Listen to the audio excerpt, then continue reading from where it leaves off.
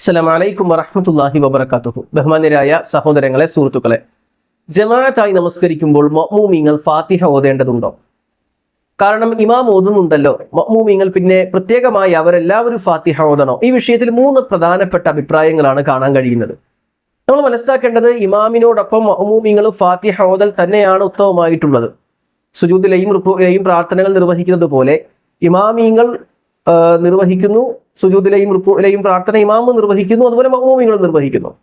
ഇതുപോലെ തന്നെ ഫാത്തിഹയും ഇമാമിനോടൊപ്പം ഓതൽ തന്നെയാണ് ഉത്തമം.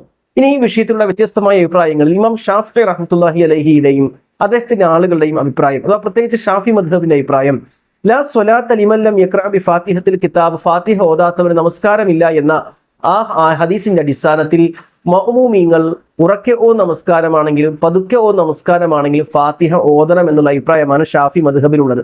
ഹനഫി മദ്ഹബിലേക്ക് വന്നാൽ മൻകാന ലഹു ഇമാം ഫഖിറാഅത്തുഹുൽ ഇമാമു ലഹു ഖിറാഅ, ഇമാമിന്റെ ഖിറാഅത്താണ് മഅ്മൂമിങ്ങളുടെയും ഖിറാഅത്ത് എന്ന ഹദീസിന്റെ അടിസ്ഥാനത്തിൽ ഹനഫി ഫിഖ് പ്രകാരം മഅ്മൂമിങ്ങൾ ഖിറാഅത്ത് നടത്തേണ്ടതില്ല എന്ന വാദമാണ് അവിടെയുള്ളത്. ഇനി മാലിക്കി ഹംബലി ഫിഖിലേക്ക് വരുമ്പോൾ, ഇന്നമാ ജുഅലൽ ഇമാമുൽ യുതിമ്മ ബിഹി, ഇമാമിനെ പിന്തുടരാൻ വേണ്ടിയാണ് നിശ്ചയിക്കപ്പെട്ടിരിക്കുന്നത്.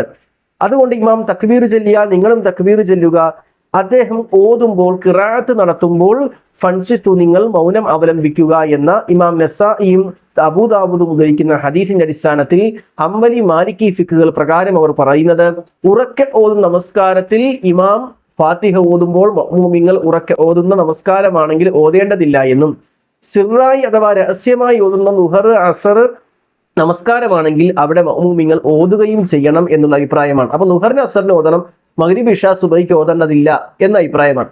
ചുരുക്കി നമ്മൾ ഈ വിഷയം പഠിക്കുമ്പോൾ ഏറ്റവും നല്ലതും ഉത്തമമായതും ഇങ്ങനെയുള്ള ചർച്ചകൾ ഉണ്ടായിരിക്കെ തന്നെ ഇമാമിനോടൊപ്പം ഫാത്തിഹ ഓതൽ തന്നെയാണ് നല്ലത് എന്ന് മനസ്സിലാക്കുക.